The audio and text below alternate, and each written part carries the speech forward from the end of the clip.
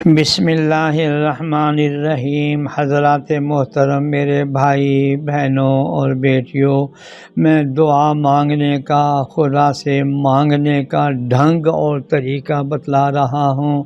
قرآن کریم میں اللہ جل شانہ کا ارشاد عالی ہے، میں تمہارا رب ہوں، مالک ہوں، خالق ہوں، میں تمہیں کہہ رہا ہوں مجھ سے مانگا کرو، میں تمہاری دعاؤں کو قبول کروں گا۔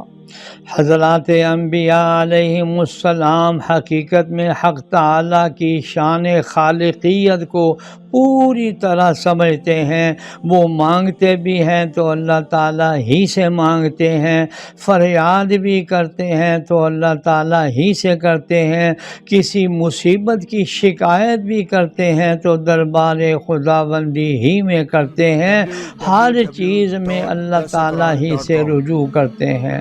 حضرت زکریا علیہ السلام کا واقعہ سب کو معلوم ہے کہ انہیں بیٹا مانگنے کی ضرورت پیش آئی تاکہ ان کی نبوت کا مشن آگے چلے اور بڑھے، تو اللہ تعالیٰ سے بیٹا مانگا۔ کس طرح مانگا؟ اس مانگنے کو حق تعالیٰ نے قرآن کریم کی سورہ مریم میں نقل فرمایا ہے۔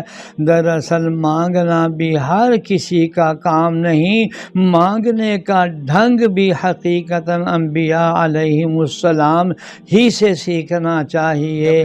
غرض حضرت زکریا علیہ السلام نے بیٹا مانگا اور اس ڈھنگ سے مانگا کہ رحمت خداوندی جوش میں آئی، ساتھ ساتھ اللہ تعالیٰ نے دعا کو قبولیت سے نوازا، اور اس ڈھنگ پر اتنا پیار آیا کہ وہ دعا آنے والی نسل کے لیے سبق زندگی بنا کر قیامت تک کے لیے قرآن کریم میں محفوظ کر دیا گیا۔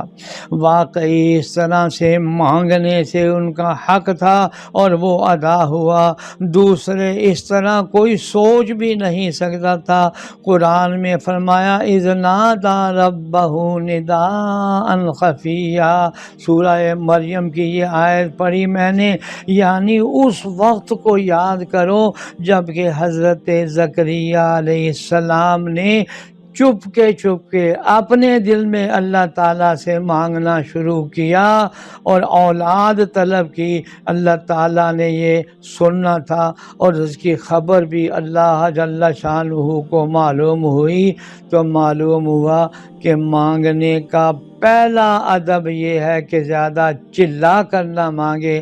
قرآن میں ہے ادعوا ربکم تضرعا وخفیا، سورہ اعراف ہے، یعنی اللہ تعالیٰ کے سامنے دعائیں کرو چپ کے اور آہستہ آہستہ۔ اللہ تعالیٰ ہمیں آداب کے ساتھ دعا مانگنے کی توفیق عطا فرمائے، آمین۔ سوشل میڈیا پر سب سے قدیم اور سب سے ریلائبل برانڈ درسقرآن.com